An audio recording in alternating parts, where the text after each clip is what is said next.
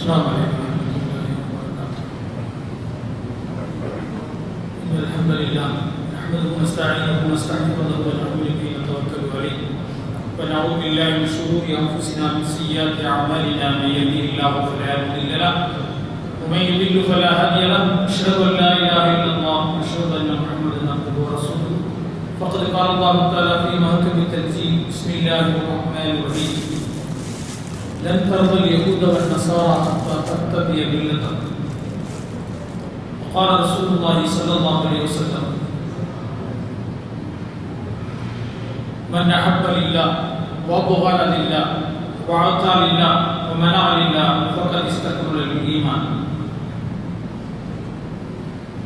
அளவற்ற அல்லாஹ்வின் நிகரற்ற அன்புடையவனாகிய எல்லா புகழும் புகழ்ச்சியும் அல்லாஹ் ஒருவனுக்கே உரித்தாகட்டுமாக. சாந்தியும் சமாதானம் அகிலத்தினுடைய தூதர் உலகத்தினுடைய வழிகாட்டி முஹம்மது முஸ்தபா ரசூலுல்லாஹி ஸல்லல்லாஹு அலைஹி வஸல்லம் மீதும் அவர்களை பின்பற்றிய உத்தமத்தோடு சத்திய சஹாபாக்கள் மக்கள் தாபியீன்கள் தபா தாபியீன்கள் அனைவர் மீதும் என்றென்றும் உரித்தாகட்டுமாக. எல்லாம் அல்லாஹ் நம் அனைவர்களுக்கும் ஏகத்துவம் என்ற இந்த ஓரிரை கொள்கையை ஏற்று உண்மையான சமுதாயமாக நம்மளை இந்த உலகத்திலே வாழச் செய்து முஹம்மது ஸல்லல்லாஹு அலைஹி வஸல்லம் காட்டிய வாழ்க்கை வழிமுறைகள் நெறிமுறைகள் அடிப்படையில் வாழச் செய்து உண்மை முஸ்லீமாக முழுமையான முஸ்லீமாக மரணித்து நாளைக்கு ஜன்னத்துல் ஃபிர்தௌஸிங்கிற சொர்க்கத்தில் சேர்த்தருளக்கூடிய அந்த பாக்கியத்தை அல்லாஹ் உங்களுக்கும் எனக்கும் அனைவருக்கும் அல்லாஹ் வழங்கிடுவானாக. அல்லாஹ் நல்லடியார்களே, அல்லாஹ்வுடைய கிருபையால் ரமலானுக்கு பின்பு தொடர்ந்து நடத்தப்படக்கூடிய இந்த சிறப்பான இந்த மஜ்லிஸில் இன்றைய தினம் எடுத்துக்கொண்ட ஒரு தலைப்பு என்னவென்றால் சபிக்கப்பட்ட சமுதாயம் என்கிற ஒரு தலைப்புல அல்லாஹ்வின் தூதரின் மூலமாகவும் அல்லாஹ்வுடைய வேதத்தின் மூலமாகவும் சொல்லப்பட்ட செய்திகள் என்ன என்பதை இந்த நல்ல நேரத்தில் இன்ஷா அல்லாஹ் நோட்டமிட்டு அதன் மூலமாக நாம் படிப்பினையும் பயனையும் அடைவோம் என்கிற அடிப்படையில் இன்ஷா அல்லாஹ் இந்த உரையை ஆரம்பிக்கிறது. அல்லாஹ் எந்த நோக்கத்திற்காக வேண்டி இந்த மனித குலத்தை படைத்து எந்த நோக்கத்தின் அடிப்படையில் அவருடைய திரு வேதத்தை இந்த பூமியிலே அல்லாஹ் இறக்கி தந்து எந்த நோக்கத்திற்காக வேண்டி அவன் திருத்துதர்களாகிய அந்த ரசூல்மார்களை அனுப்பி வைத்தானோ அந்த நோக்கத்தை புரிந்த வண்ணமாக மனித சமுதாயம் இந்த பூமியிலே அவனை அஞ்சி பயந்து அவனுடைய உண்மையான நோக்கத்தை அறிந்து அவனுடைய வேதத்தின் அடிப்படையில் தன்னுடைய வாழ்க்கையை ஏற்று உண்மை மூமின்களாக இந்த உலகத்தில் எந்த சமுதாயம் வாழுகிறதோ அவர்களெல்லாம் வெற்றி பெற்ற சமுதாயம். அதே போன்று எந்த நோக்கத்திற்காக வேண்டிய அல்லாஹ்வின் வேதத்தையும் அவன் திருத்தூதரையும் இந்த உலகத்திற்கு அனுப்பி வைத்து அதற்கு மாற்றமாக அதற்கு முரணாக இந்த வேதத்தை எல்லாம் புறந்தள்ளிவிட்டு அல்லது இந்த வேதத்தினுடைய கருத்தை மாற்றிவிட்டு அல்லது இந்த வேதம் சொல்ல இவர்கள் ஒரு வார்த்தையை சொல்லி இதுதான் வேதம் என்று சொல்லி இந்த உலகத்திலே பிழைப்பு நடத்தி கொண்டு இந்த உலக சொந்த பூமியிலே அநியாயமாக யார் இந்த உலகத்திலே வாழ்ந்து கொண்டிருக்கிறார்களோ அவர்கள் அல்லாஹ்வுடைய கோபதாபத்திற்கு அல்லாஹ்வுடைய சாபத்திற்கு ஆளாக்கப்பட்டவர் என்பதிலே எல்லளவும் சந்தேகமில்லை சகோதரர்களே. அந்த அடிப்படையில் அல்லாஹ் நம்மை காப்பாற்ற வேண்டும். இந்த குர்ஆனின் மூலமாகவும் ஹதீஸின் மூலமாகவும் சபிக்கப்பட்ட ஒரு கூட்டம் அப்படின்னு பார்த்தா மூசா அலைஹிஸ்ஸலாத்து வஸலாம் அவர்களுடைய கூட்டமாகிய யூதர்கள் பனி இஸ்ரவேலர்களை தான் அல்லாஹ் சபிக்கப்பட்ட சமுதாயமாக அல்லாஹ் ஆக்கி வைத்திருக்கிறார் என்பது நன்றாக புரிய வருகிறது. காரணம், ஒவ்வொரு தொழுகையிலையும் கூட சூரத்துல் ஃபாத்திஹாவை நாம் ஓதுகிறோம். இறுதி முடிவில் கைரில் மௌதுபி அலைஹிம் வலல்லாஹின் அப்படிங்கிற வார்த்தையோடு நாம் முடிக்கின்றோம். அந்த கைரில் மௌதுபி அலைஹிம் வலல்லாஹின் அர்த்தம் நமக்கு நன்றாக தெரியும். என்ன? அல்லாஹ்வுடைய கோபத்திற்குரியவர்கள், அல்லாஹ்வுடைய சாபத்திற்குரியவர்கள், அல்லாஹ்வின் நெறி தவற சத்தியத்தை விட்டு முரணாக சென்றவர்கள். அவர்கள் யார் அப்படின்னு அந்த யூத கிறிஸ்தவர்கள் அப்படின்னு தான் அதிலே தஃசீரில் எழுதப்படுகிறது. அதோடு மட்டுமல்லாமல் ஹதீஸில் அதிகமாக லானத்து செய்யப்பட்டு சபிக்கப்பட்ட ஒரு சமூகம். லானல்லாஹ் அல்லாஹ் சபிக்கிறான் அப்படிங்கிற ஒரு பெயருக்கு தகுதி வாய்ந்த, லானத்துக்கு தகுதி வாய்ந்த ஒரு சமூகம் அப்படின்னா யூத கூட்டமாகத்தான் இருந்திருக்கிறது.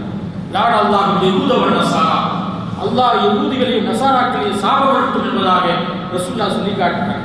அப்ப எண்ணற்ற இடங்களில் யூத கிறிஸ்தவர்களுக்கு மாற்றம் செய்யுங்கள் அப்படின்னு ரசூலுல்லாஹ் சொன்னாங்க. அவங்க வீச வைக்கிறாங்க, நீங்க வீச ஒட்ட கத்திரித்து தாடியை வைங்க, அவங்களுக்கு மாற்றம் செய்யுங்க. நீங்க சூரிய உதயமாகக்கூடிய நேரத்திலேயும் மறையக்கூடிய நேரத்திலேயே உச்சி வேளையில நீங்க தொழுக வேண்டாம், அது தடுக்கப்பட்டது. காரணம் அந்த மக்கள் தொழுது கொண்டிருப்பாங்க, அதற்கு மாற்றம் செய்யுங்க. அதே போன்று அவர்கள் மூசா அலைஹிஸ்ஸலாம் அவர்கள் பாதுகாக்கப்பட்ட நேரத்தில் நோன்பு வைத்திருந்தாங்க, அவங்க நோன்பு வைத்திருக்கிறாங்க, ஒரு நோவை சேர்த்து வைங்க, அதுக்கு ஒப்பிட வேண்டாம் அப்படின்னு சொன்னாங்க. அப்படி எண்ணற்ற இடங்கள்ல அவர்களுக்கு மாற்றம் செய்யும்படி ரசூலுல்லாஹ் பல்வேறு இடங்கள்ல சொல்லி அவங்களோட அடிச்சுவட்டை பின்பற்றக்கூடாது அப்படின்னு அச்சமுக்கு எச்சரிக்கை செய்து ரசூலுல்லாஹ் போனாங்க. ஆக அப்படியான ஒரு சமுதாயத்தை பற்றி அல்லாஹ் குர்ஆனிலே பல இடங்கள்ல சொல்லி காட்டாங்க. எப்படி வாழ்ந்தாங்க, அவங்களுடைய தீய குணம் எவ்வாறு இருந்தது, அவர்களுடைய அநியாயம், அவருடைய குள்ளநெறி தந்திரம் எப்படியெல்லாம் உள்ளது என்பதை அல்லாஹ் திருமறையில பல இடங்களில் சொல்லி காட்டுறான். சூரத்துல் பக்ராவில் புரட்டினால் உங்களுக்கு விஷயங்கள் அதிகமாக விளங்க ஆரம்பிக்கும். சொல்லுங்க, ஒரு இடத்துல அவர் பொய்யுரைக்கக்கூடிய சமுதாயம், வாக்கு மாற்றம் செய்யக்கூடியவர்கள், வாக்கு தவறக்கூடியவர்கள் அப்படின்னு சொல்றாங்க, மோசடி செய்யக்கூடியவர்கள், நபிமார்களை கொன்றவர்கள், இப்படி எண்ணற்ற இடங்களில் அவர்களுடைய பெரும் பாவங்களை எல்லாம் பட்டியலிட்டு அல்லாஹ் திருமறை பல்வேறு இடங்களில் சொல்லி காட்டுறான். அதுல சொல்ற ஒரு இடத்துல யா பனி இஸ்ராயில் என்று எத்தனை இடங்கள்ல வருது.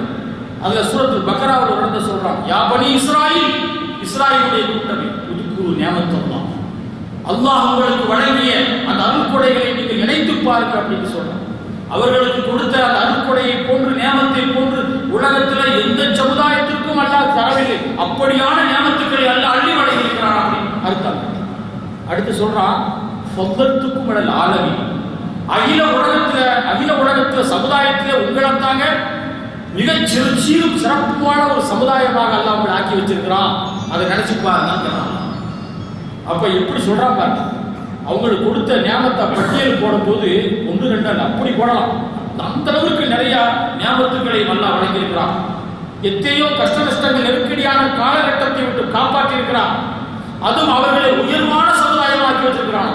அந்த வார்த்தை சொன்னதுனாலதான் இதுவரைக்கும் அவங்க இந்த மாதிரி கட்டுப்பட மாட்டேறாங்க. ஆக உயர்ந்த சமுதாயம் அப்படிங்கிறதுக்கு என்ன அளவுகோல் அப்படின்னு பார்க்கிற பொழுது, மெயின் இப்ராஹிம் அலைஹிஸ்ஸலாம் அவர்களுக்கு 2 பிள்ளை, ஒன்று இஸ்மாயில், மற்றொன்று இஸ்ஹாக் அலைஹிஸ்ஸலாமுடைய பாரம்பரிய கூட்டங்கள் வரக்கூடியவர்கள் தான் யூதர்கள். அவர்களுடைய கூட்டங்கள்ல தான் அதிகமான நபிமார்கள் தோன்றினார்கள், வேதங்கள் தோன்றியது. வேதங்கள் அவர்களுடைய சமுதாயத்தில் அதிகமாக இறக்கி வச்சான். ஆட்சியாளர்கள் அதிகமாக இருந்தாங்க. எண்ணற்ற அற்புதங்களை எல்லாம் நிகழ்த்தி காட்டினான். இதெல்லாம் யாருக்கு? இஸ்ஹாக் அலைஹிஸ்ஸலாமுடைய கூட்டத்தில்.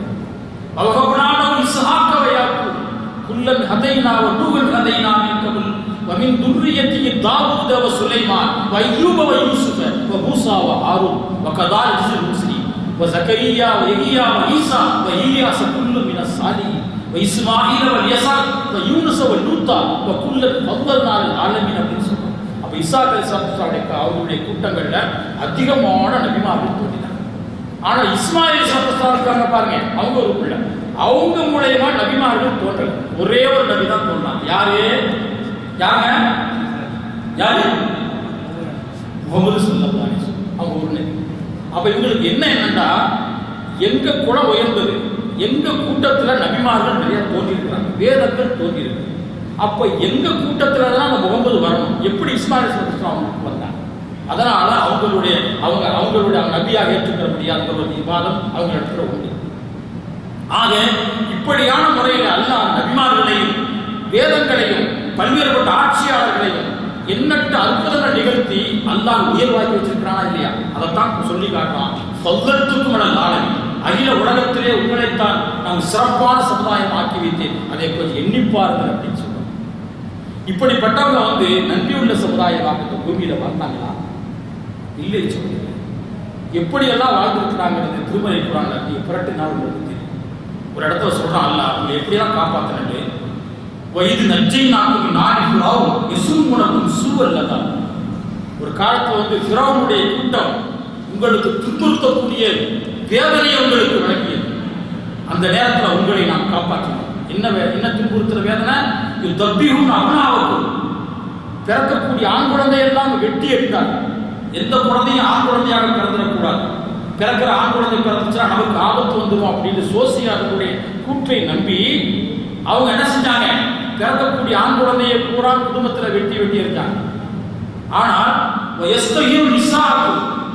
உங்களுடைய பெண் குழந்தையை விட்டு விடுவாங்க, பெண் குழந்தையை ஒன்றும் செய்ய மாட்டாங்க. இப்படியான முறையில் ஒரு சூழ்நிலை உங்களுக்கு கடுமையான துன்புறுத்தக்கூடிய ஒரு சூழ்நிலையில பனி இஸ்ரவேலர்களே உங்களை அல்லாஹ் காப்பாற்றினோம் அப்படின்னு அல்லாஹ் சொல்லிக்காங்க.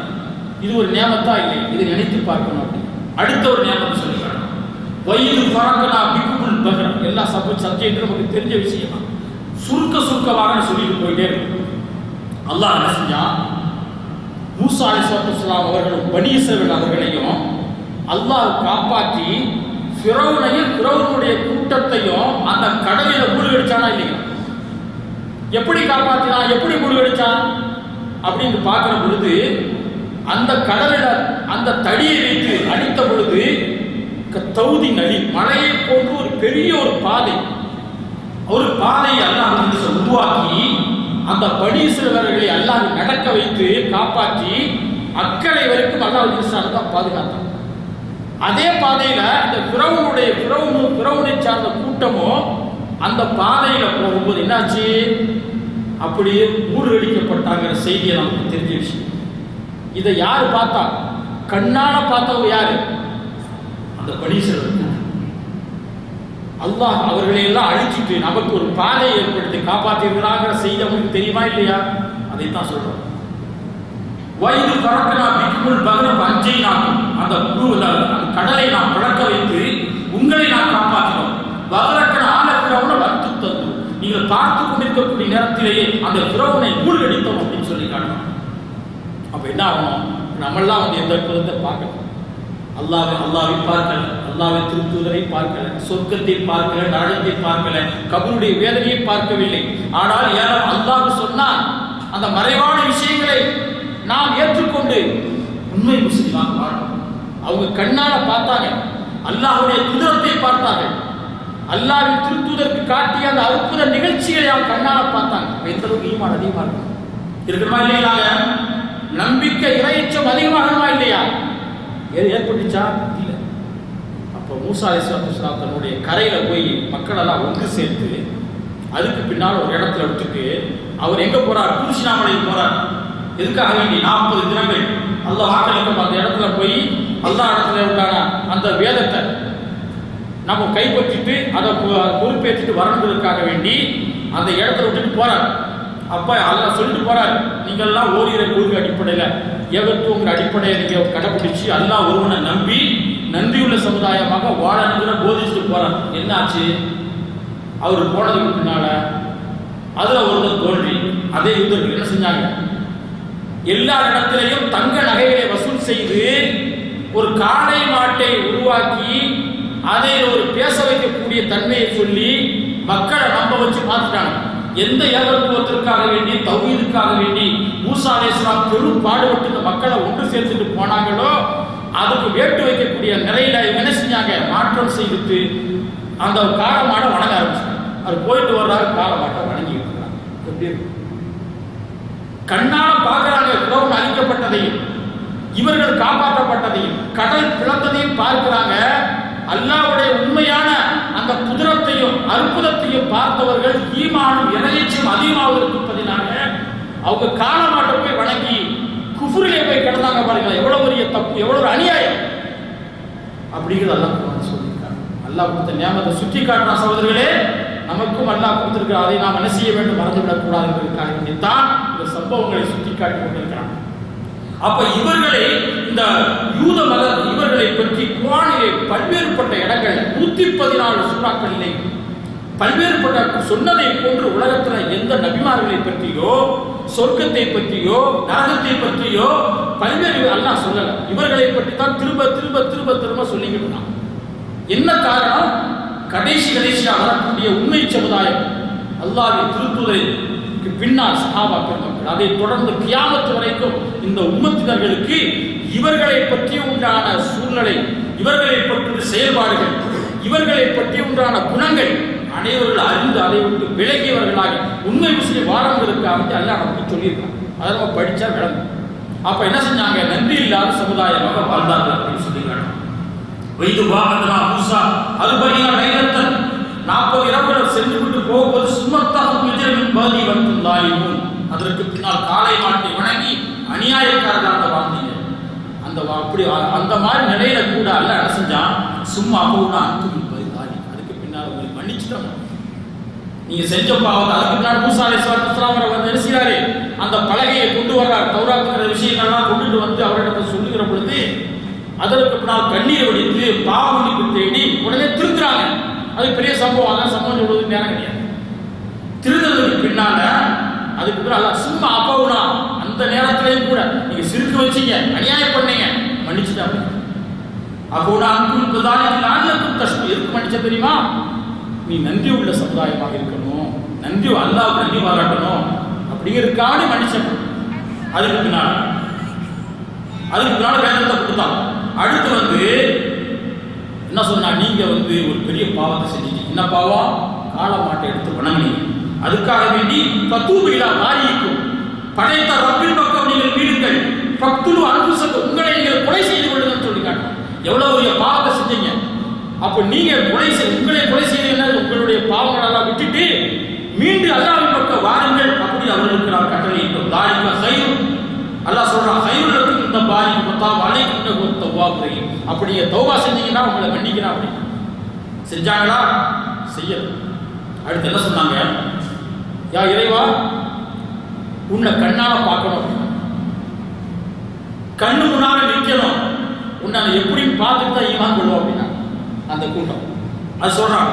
வயது குறித்தும் யா மூசா ரணும் எனக்கு அத்தான் அல்லாஹ் ஜஹ்ரா, பகிரங்கமான முறையில உன்னை பார்க்க வேண்டும் என்று சொன்ன பொழுது அதற்கும் அல்லாஹ் சம்மதிச்சு ஒரு மலை பக்கம் வாங்க அப்படின்னு சொல்லி அதுக்கு பின்னால ஒரு சின்ன அவருடைய ஒளியை அல்லாஹ் ஏற்படுத்தினான்.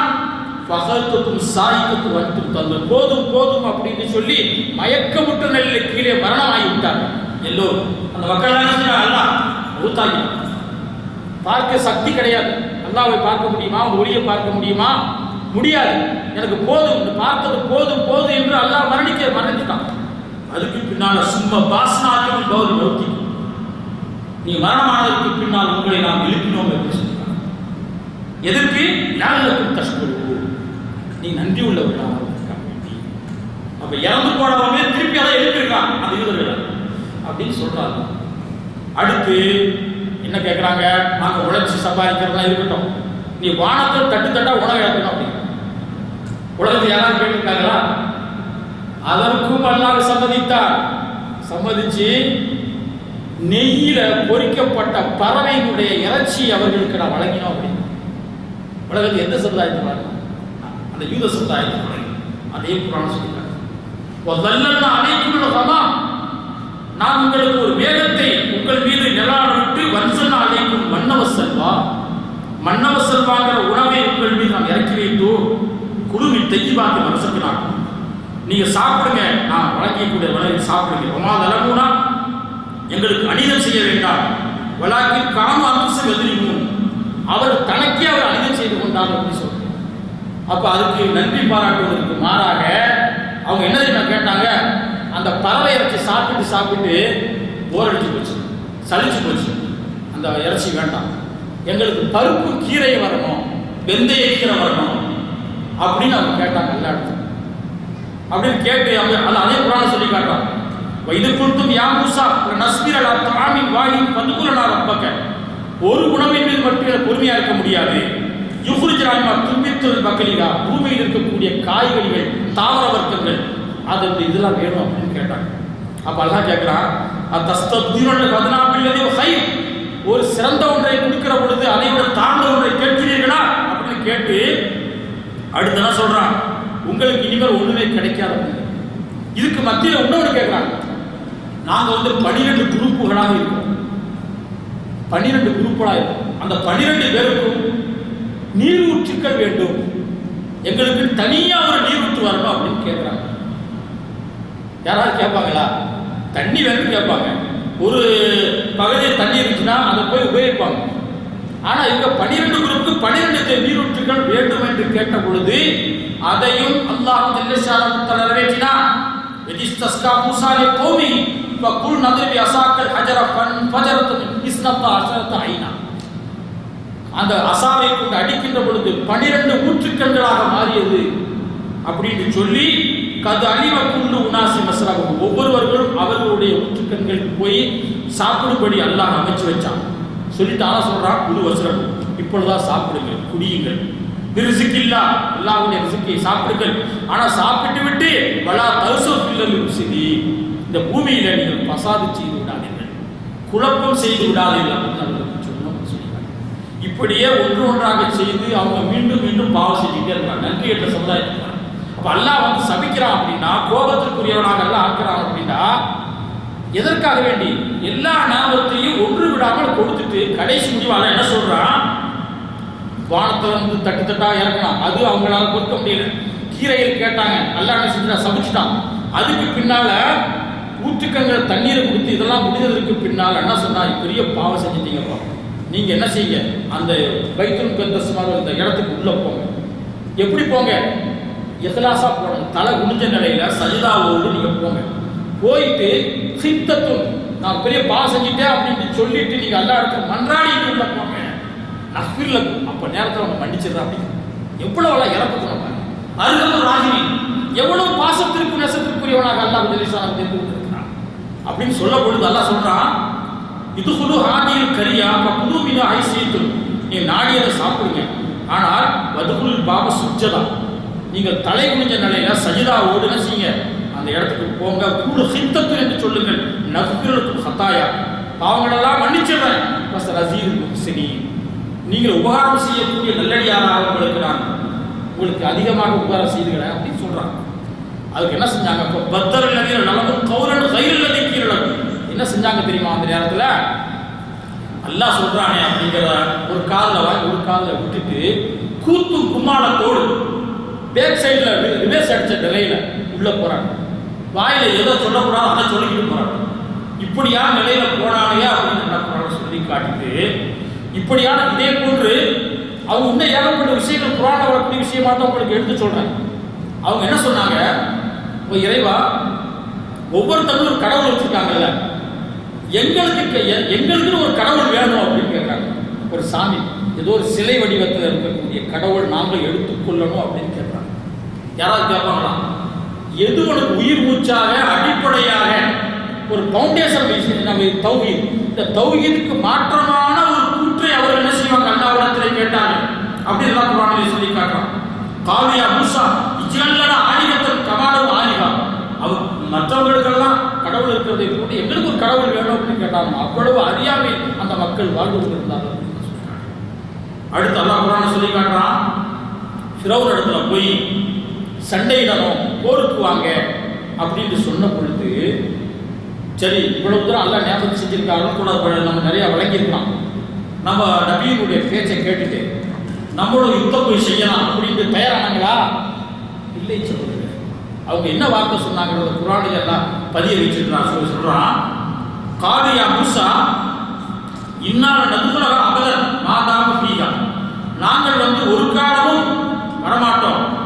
ஃபதுரு அந்த ரப்புக்கு, நீயும் உங்களுடைய ரப்பும் போய் போங்க. இப்போ காத்திலா, அங்க அவங்ககிட்ட போய் சண்டை போடுங்க, உன் ரப்பும் சேர்த்துட்டு சண்டை போடுங்க. ஹாவுனா காயிது, நான் இந்த இடத்துல உட்கார்ந்துருக்கேன் அப்படின்னு சொன்னாங்க. யாரு? மூசாவுடைய கூட்டம். இந்த விஷயத்தை வந்து ரசூலுல்லாஹி அலைஹி வஸல்லம் காலத்துல வந்து பத்ர் யுத்தம் நடந்துச்சு பாருங்க. அந்த பத்ர் யுத்தம் நடப்பதற்கு முன்னால கொஞ்சம் பேர் தான் இருந்தாங்க. ஆயுதங்கள், பணபலங்கள், படைபலங்கள் எல்லாம் மிக கம்மியான மைனாரிட்டியான சமுதாயமாகத்தான் அந்த சஹாபாக்கள் இருந்தாங்க. ஆனா பெருங்கொண்ட ஒரு சமுதாயத்தை மோதி சண்டையிட்டு வெற்றி அடையணும், அந்த அளவுக்கு பலம் கிடையாது. அந்த நேரத்தில் ரசூலுல்லாஹி அலைஹி வஸல்லம் கவலையோட சஹாபாக்கிட்ட கேட்கிறாங்க, யுத்தம் செய்ய வருகிறார் கேட்கிறாங்க. யார் ரசூலல்லாஹ், கட்டளையிடுங்கள், உத்தரவு போடுங்க. மூசாவுடைய கவுமுகள் சொன்னதை போல நாங்கள் சொல்ல மாட்டோம். நாங்க உட்கார்ந்து இருக்கிறோம்,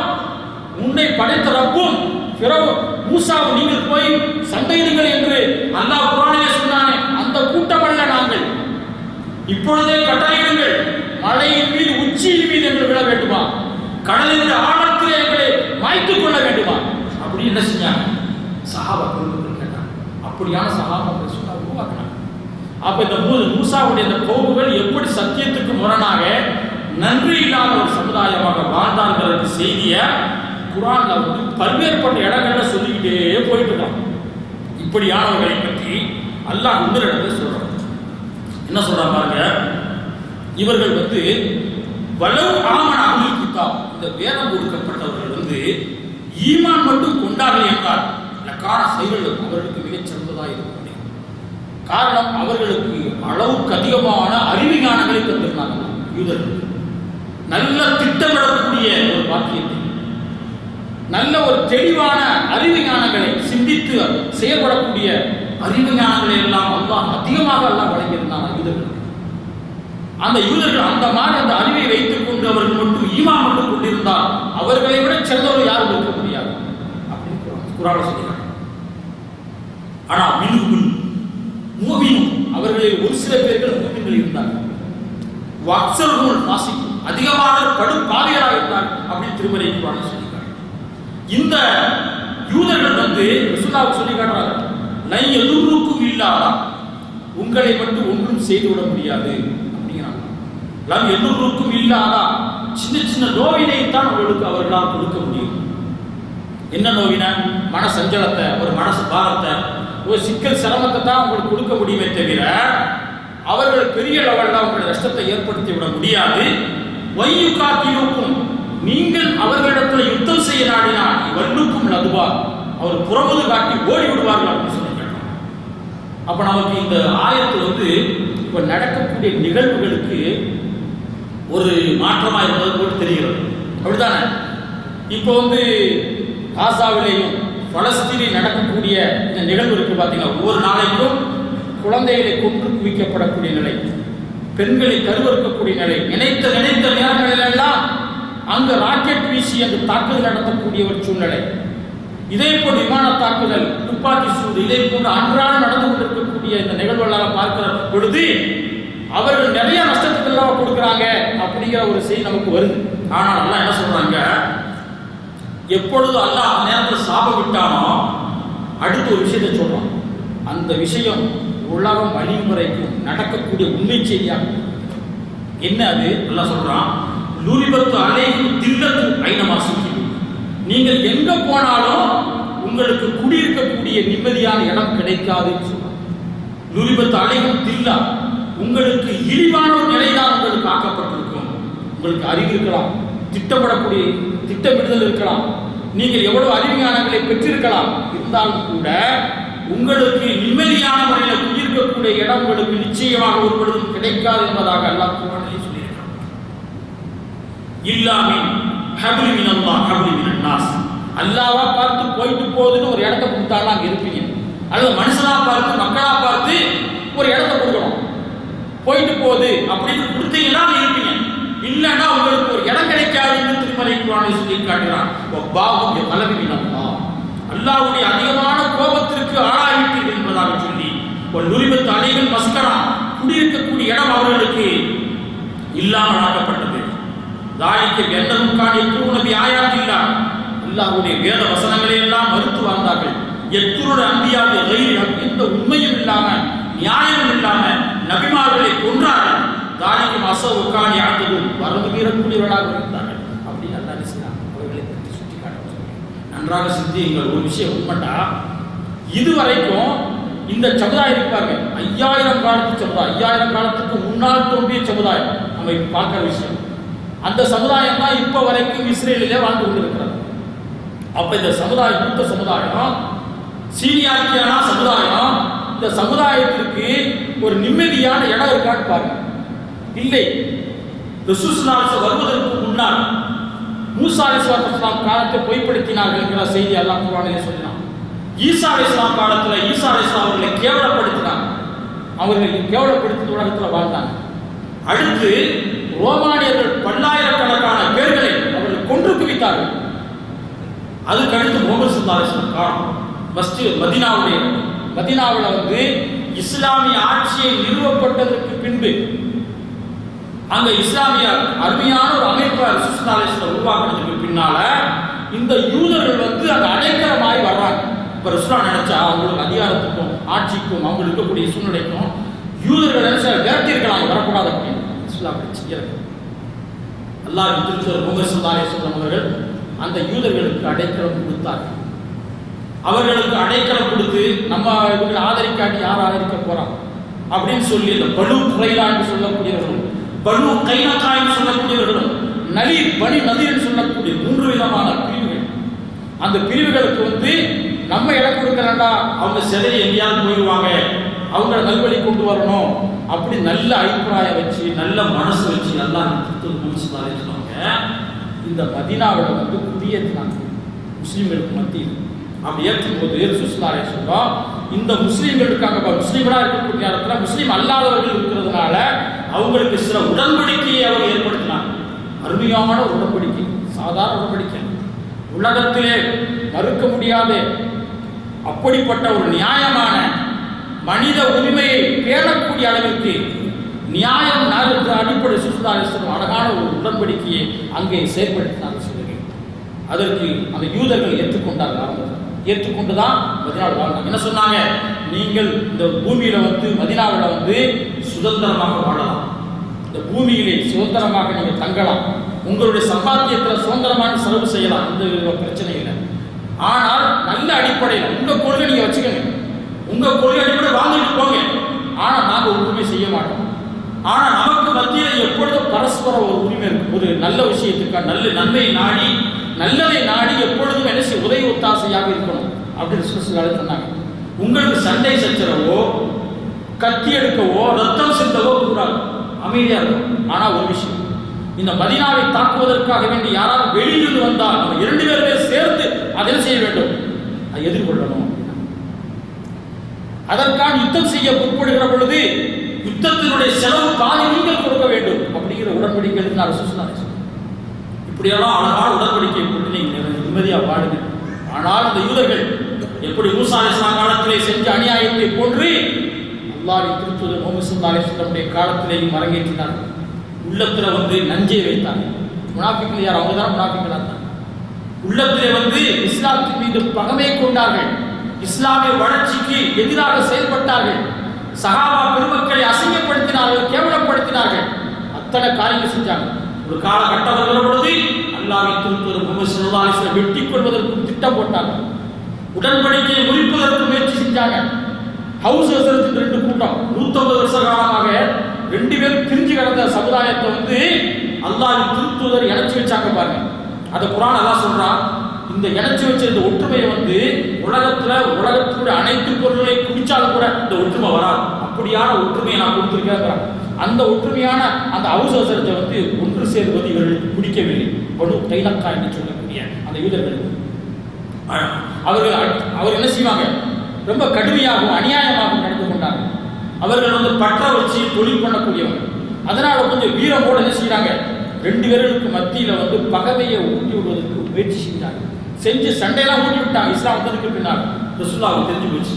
ரசூலுல்லாஹ் போறாங்க, போய் அவங்களுடைய பழைய காலத்தை நினைவுபடுத்தி அல்லாஹ்வின் மார்க்கத்தில் இருந்துட்டு இருக்கிறீங்க, ஆசிரத்தை பயந்து கொள்ளுங்கிறத உருக்கமாக பதில் செய்கிற பொழுது கண்ணீர் ஒழித்து 2 பேரும் சகோதரவாதி மீண்டும் ஆனார்கள். அப்போ இதற்கெல்லாம் யார் காரணம்? யூதர்கள் நிறைய சதிகள் உள்ளுக்குள்ளே இருந்து செஞ்சாங்க.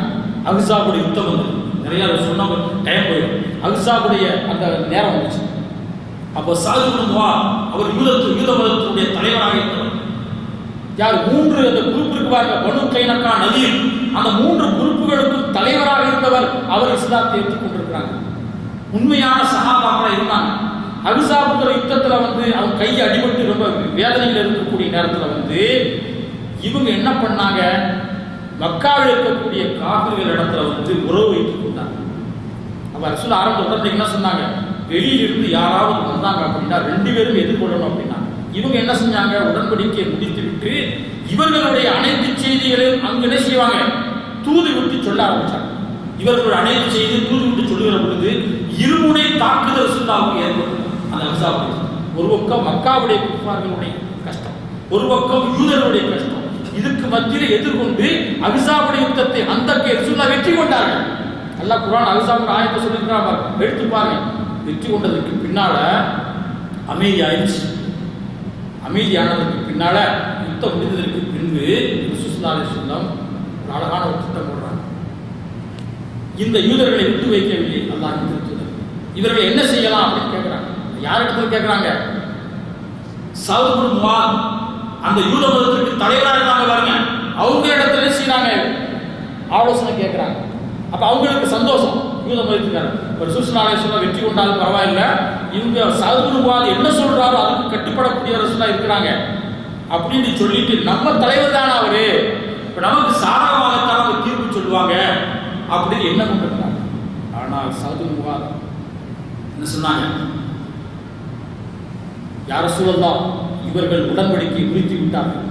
உடன்படிக்கை முறித்தவர்கள் தான், இவர்களை மன்னிக்கவே கூடாது, வெட்டி கொள்ள வேண்டும் என்று சொன்னாங்க. உடனே மதீனாவை வச்சு அனைவரையும் வெட்டி கொண்டாங்க. அல்லாஹ் எதிர்த்து இதே குர்ஆனில் கூட அல்லாஹ் திருமறை குர்ஆன் பாராட்டு. இப்படியான முறையில சதி செய்யக்கூடிய கூட்டம் தான் யூத சமுதாயம். ரசூல் ஸல்லல்லாஹு அலைஹி வஸல்லம் காலத்துல உடன்படிக்கையை குறிச்சாங்க. அதுக்கு பின்னால கொஞ்ச காலத்துக்கு பின்னால மதீனா விட்டு ரசூலுல்லாஹ் துரத்தினார்கள். ஹைபர்ல போய் குடியேறினாங்க. ஒரு கோட்டையை ஏற்படுத்தி அங்கு சில சண்டையில் ஈடுபட்டு அதற்கு பின்னால் என்ன செஞ்சாங்க? ஹைபரை விட்டு ரசூலுல்லாஹ் துரத்தப்பட்டாங்க. துரத்து நாடோடிகளாக அவர்கள் இருந்தாங்க. அல்லாஹ் என்ன சொல்றான்? லுரிபத் அலைஹிம் தில்லா, இந்த உலகத்துல வாழ்கின்ற வரை நீங்கள் என்ன செய்வோம்? குடியிருக்கக்கூடிய இடமில்லாமல் ஆகிக்கொண்டிருக்கு. ரசூலுல்லாஹ் காலத்தில் ஆக்கப்பட்டுச்சு. அதற்கு பின்னால் பார்த்த உலக மகா யுத்தத்தில் ஹிட்லரின் மூலமாக அங்கு என்ன அநியாயம் பண்ணார்கள் தெரியவில்லை. பல லட்ச யூதர்களை வெற்றி கொள்ளப்பட்டார்களா இல்லையா? சுட்டுக் கொள்ளப்பட்டார்கள். அனைத்து 10% அந்த யூதர்களை என்ன செய்யறாங்க? கப்பலை ஏற்றி அனுப்புறாங்க. 127 கப்பல்களுக்கு மேல் தஞ்சம் புகுவதற்காக வேண்டி நாடு நாடா போகும். யாரும் இடம் கொடுக்கிற காரணம் இவருடைய அநியாயம் தாங்க முடியாது. என்ன அநியாயம்? எங்கே உள்ள போகிறார்களோ வட்டி தொழிலை ஆரம்பித்து விடுவார்கள். அல்லாஹ் ஜல்லஷானஹு தஆலா இந்த வட்டியை ஹராமாக்கியிருக்காங்க. தர்மத்தை எப்படி அல்லாஹ் அனுபவிச்சு அந்த தர்மத்தை போடுற நன்மை தான் கடன் கொடுத்து உதவுங்க அப்படிங்கிறது. அந்த கடனை தர்மமாக ஆக்கப்பட்ட அந்த மார்க்கத்தில் அதை வியாபாரமாக ஆக்கி வட்டிங்கிற அடிப்படையில் நீ கொடுக்கணும் அப்படின்னு கொண்டு வந்தது முதல் உலக வரலாற்றில் யாருக்கு? யூத சமுதாயம் தான். இப்படிப்பட்ட அநியாயத்தை அரங்கேற்றிய காரணமாகத்தான் நாடு வீணானது. அதனால் தான் துரத்தப்பட்டு அழிக்கப்பட்டார்கள் இந்த ஜெர்மன்.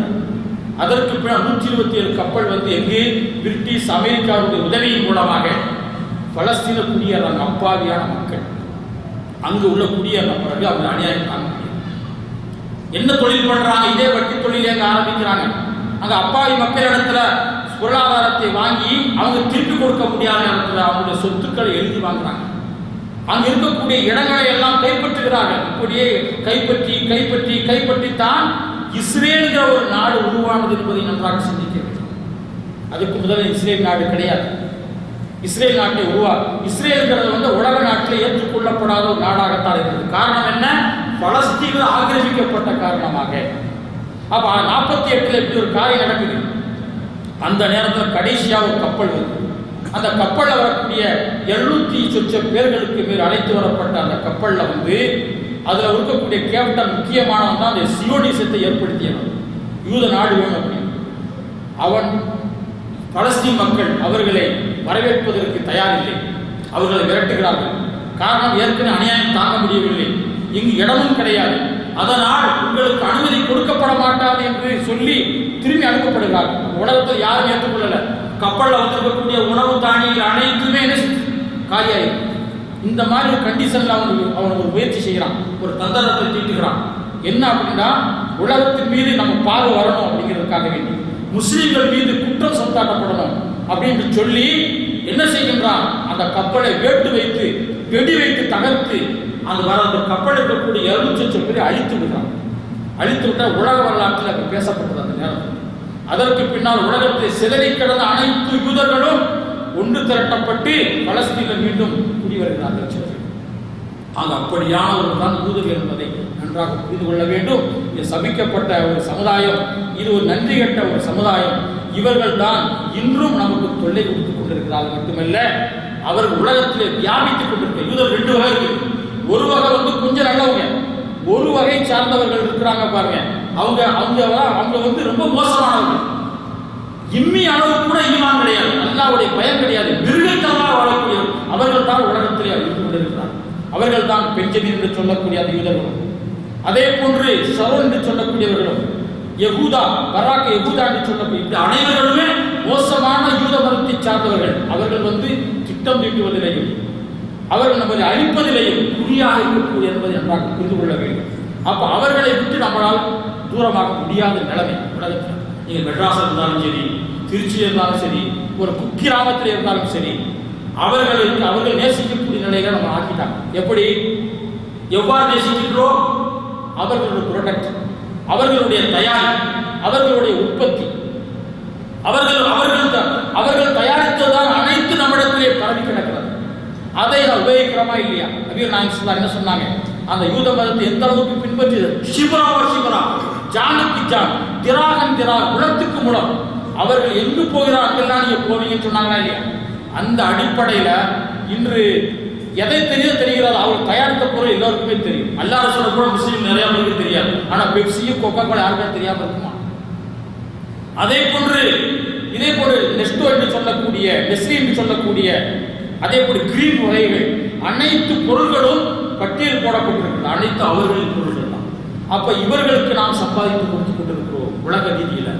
அப்போ முஸ்லீம்கள் அவர்களுக்கு நாம் முஸ்லீம்களா இருக்கக்கூடியவர்கள், நம்முடைய முஸ்லீம்களுடைய இனத்தை அழித்துக் கொண்டிருக்கக்கூடியவர்களாக இருக்கக்கூடியவர்களுக்கு நாம் சம்பாதித்து கொடுக்கலாமா என்பதை நாம் மனதில் புரிந்து கொண்டு, நம்முடைய பொருளாதாரத்தை அவர்கள் ஒரு நயா பைசா கூட போகக்கூடாது. அப்படின்னா அவர்கள் தயாரித்த பொருட்களை நாம் வாங்காமல், நம்முடைய ஊரிலே அவர்கள் அல்லாத முறையில் தயாரிக்கப்பட்ட ஒரு உண்மையான ஒரு பொருள் இருக்குமா இல்லையா, அதிலே நம்முடைய பொருளாதாரத்தை ஈடுபடுத்த வேண்டும். அவருடைய பொருளாதாரத்தை நசுக்குவதற்கு முயற்சிக்கணும். அப்படிங்கிறதான் எல்லோருடைய கூட்டாக இருக்க சொல்ல வேண்டும். ஆகவே யூத மதத்தினுடைய கொள்கையை பின்பற்றாது என்பதாக நபிகள் நாயகம் ஸல்லல்லாஹு அலைஹி வஸல்லம் பல்வேறுபட்ட இடங்களையும் சொல்லி காட்டாங்க. அவங்க மீசையை வைப்பாங்க, அதே வைக்காதீங்க, நீங்கள் தாடியை வளருங்கள், உங்களுடைய மீசையை ஒட்ட கத்திரை என்பதாக நபிகள் நாயகம் ஸல்லல்லாஹு அலைஹி வஸல்லம் சொன்னார். அதே போல அவர்கள் வாக்கு தவறக்கூடிய இருப்பார்கள். நீங்கள் உங்கள் பேச்சுக்களை உண்மையான பேச்சை பேசுங்கள். வாக்கு தவறுவது முனாஃபிக்குடைய அடையாளம் என்பதாக நபிகள் நாயகம் ஸல்லல்லாஹு அலைஹி வஸல்லம் சொன்னார். அதே போல அல்லாஹ்வின் திருமறை குர்ஆன் எதை சொல்கிறதோ அதை நீங்கள் கேட்டு செவிசாய்த்து அதை கட்டுப்படுங்கள். அதற்கு மாற்றம் செய்யாதீர்கள்.